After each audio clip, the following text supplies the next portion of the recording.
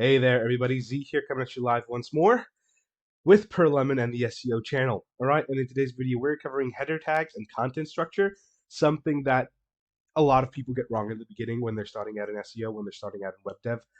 Even with professional websites, sometimes you do run into these issues. Super simple, super easy to get wrong, but in today's video, we're going to show you how to really get it right on your first shot. And it's important to get these sort of mental check marks in place so that, as you go forward, everything progresses as it's supposed to. Okay? Now, what are header tags? Well, header tags, also known as HTML header elements, are used to define the headings and subheadings within a page's content. All right, so this deals more with the HTML side of things, as a lot of things do in SEO, but this specifically is something that, whether you're using Elementor, Oxygen, Webflow, whatever you're using, whether you're building it from scratch using HTML, these are things that are going to be there and that they need to be there. Okay, they play a crucial role in organizing, structuring the content and making it more readable for both users and the search engines. Header tags range from 1 to 6, all right? And ignore the little brackets in between those. Those are how we write it out in HTML. So I'm just using those as a sort of way for you to start memorizing what they look like. So they go from 1 to 6, with 1 being the most significant and typically used on the main page title or heading, okay? So you're only going to have one of these per page, and it's very important that you only have one header tag per page. Okay, let's move on. How are header tags commonly used? Well, header ones are the main heading of the page.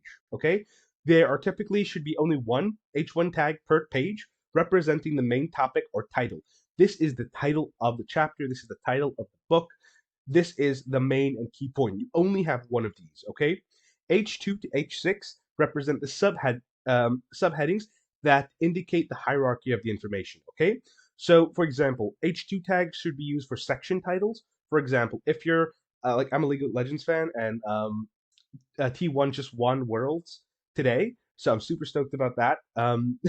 But basically, they are like the subheadings, right? For example, if the main title of the article was T1 wins their fourth World Championship, the subheading beneath that would talk about match one, and then the subheading for header 3, for example, might be a particular moment of the match that sort of breaks it down, and so on and so forth, up to heading 6. Beneath that, you just have plain text or paragraph text. So that's very important to remember. Only one H1 tag and as many H2s, H3s, H4s, H5s as you want, but you want to sort of, sorry about that, guys, just had a pause because there was a plane going over. So you want to ensure that, for example, everything follows the hierarchy. It becomes a lot easier for SEO, search engine, sorry, to read, and it also gives the audience a bit of idea of how the content flows through. Okay, let's move on. Important points about header tags: the hierarchy structure. This is super important. Use header tags in hierarchical manner to reflect the structure and organize your content. This helps both the user and search engine understand the relationship between different sections and different points. You don't want an H2 above for example, an H1. You want to have H1, H2, H3. When you're closing off your H3, you're going to want to do an H1 or an H4 for the next one, right? So you want to keep that flow. After H1, you can start to mix and match, but usually you want to go H1, H2, H3, close H3, H2, open H3, sort of in that flow, okay? SEO impact: while the direct impact of the header tags on SEO has diminished over time, they still contribute to the overall structure and readability of the content. All right, the search engines do use the header tags to comprehend the context and importance of different sections, okay? So that's super important as well. So while it doesn't have a major impact, it does still have that impact. And in SEO, it's a game of 1 and 2s, right? It's a game of 1 and 2%, right? So 80% of your structure is going to come from the simplest things. But if you want to eke out the remaining 20%, that's where a lot of your focus needs to go in the specifics of everything. Okay? Accessibility. Proper structuring of header tags enhances the accessibility of your content for users with disabilities who rely on screen readers. Okay? So screen readers do pull these little H1, H2, H3 tags out to sort of help structure it and give impact to what it is. For example, somebody who can't see, or somebody who has reading disability, or something of those kinds, to help them understand what is actually happening. All right. Consistency: maintain consistency in your use of header tags.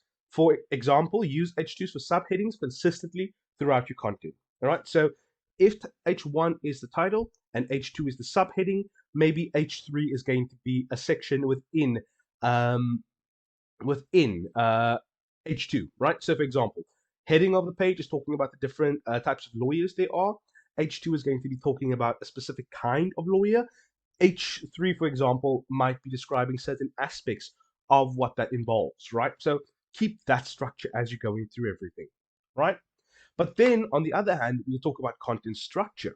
Content structure refers to the organization and arrangement of information in the web page, right? A well-structured page enhances user experience, but also helps convey the intended message effectively and supports your SEO efforts, right? So content structure usually refers to the entire breakdown of the page and the content there within. All right, so what kind of story or elements are you going to try and portray? First of all, primarily, and then secondarily, what's the second point, tertiary points of the entire structure? Super easy to get wrong. This is kind of more in terms of the readability, accessibility, and overall flow of the website and web pages specifically. So what does that entail? Okay. Wow, there's a lot of planes going over here. Give me a sec. All right, so to continue on, here's a quick example of a content structure. All right, so you're going to have your introduction. Start with a clear and engaging introduction that outlines the main purpose or topic of the page. All right, so for example, usually you're going to have your H1 tag, and then you're going to have an introduction piece. All right, so the heading of the piece, or the page, or the blog, or whatever, and then you're going to have a short introduction. You want to keep this to maybe 1 to 2 paragraphs, not very long, super snappy, super engaging, to get people enticed or get the main idea of what this article is all about. Then you're going to have your headings and your subheadings. Okay. Use header tags to break down the content into sections and subsections, right? This not only aids in readability, but also helps search engines understand the hierarchy of information. Okay, so that's where we were getting into earlier. Header one, only one of those. Then your headings and subheadings. Those are super important. Okay, paragraphs and bullet points are an excellent thing to use. Break large blocks of text into smaller paragraphs for easier reading. Use bullet points or numbered lists to highlight key points. All right, you can see me doing it here. Right, just for example, I've got an introduction which I've added as a header. Then I've got content here beneath that. Right. For example, if I wanted to clean this up a bit more, I would have removed the bullet points here. All right, but I'm just doing that so you can have an easier flow, because you can see it goes like this. It zigzags. It's easy for the eyes to follow, and the content isn't all smushed together. All right, that's part of it. All right, so paragraphs, try to keep them as short as possible. And if you do want to, for example, expand on a large number of points, break them down into bullet points for somebody to follow a little bit easier. All right, media integration, incorporate images, videos, and other media elements strategically to enhance the visual appeal and understanding of your content. All right, you see this a lot in top 10 lists where they have an image or a video playing of that. You don't want to add too much, because in the end, that sort of kills the vibe you're going for, the atmosphere you're going for, the sort of readability aspect of everything. If there's an image everywhere, or if there's too many colors, keep it as professional but as driven towards your goal as possible. Okay, so have a few images, have a few videos if you can, maybe have some graphics moving about on the page, but try to keep it as simple and to the point as possible with your media integration. Then we've got a call to action, or CTA, right? Clearly define what action you want users to take after consuming the content. This could include subscribing, contacting you, or making a purchase. If you're just trying to, for example, if you're writing a blog and you are, it's a great blog, you covered something, now you want them maybe to go and find out more. All right, so you can have them either subscribe to your newsletter. If you're on YouTube, you can have them like and subscribe and comment.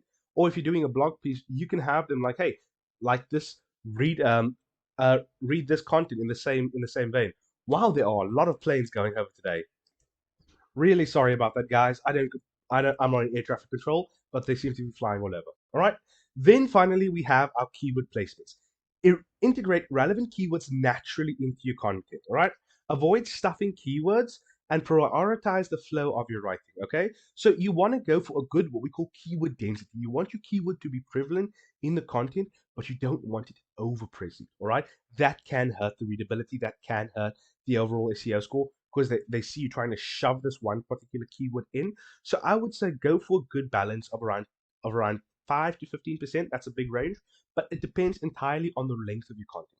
The longer your content, the more keywords you can add. The shorter your content, the less keywords you want to add.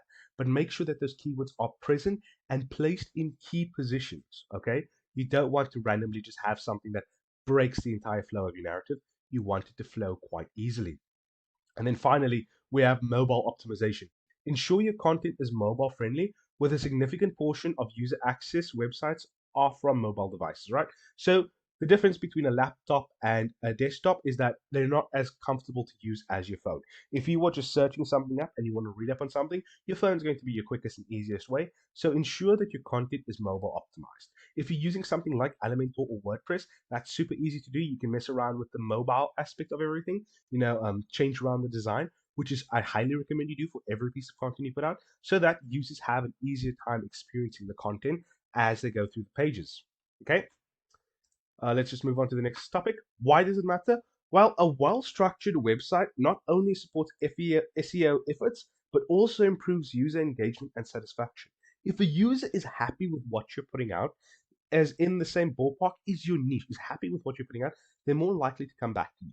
All right. For example, I am an avid reader, and well, I just love reading stories online. So, I love looking at original works that come off of forums like, for example, Space Battles.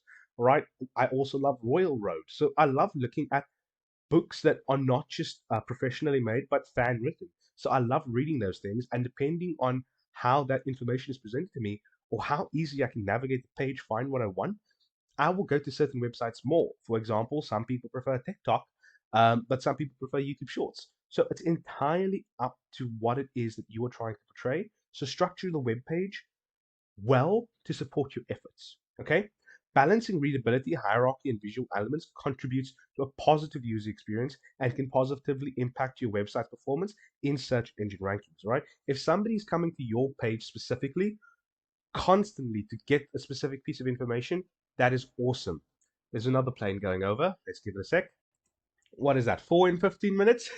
Wow. Okay, so um, basically, it matters because the overall structure and flow of your website really does begin to dictate what it is you're trying to portray. We'll get into this more later on when we start designing specific pages for specific purposes.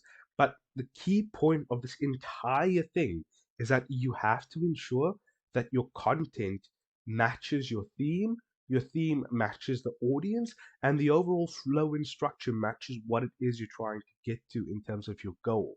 All right, you'll find this a lot, and that's why there's so much variance in pages, but there's so many similarities as well. So please keep that in mind when you're going through everything. Guys, I hope you have a fantastic day. Enjoy your weekend further and see you out.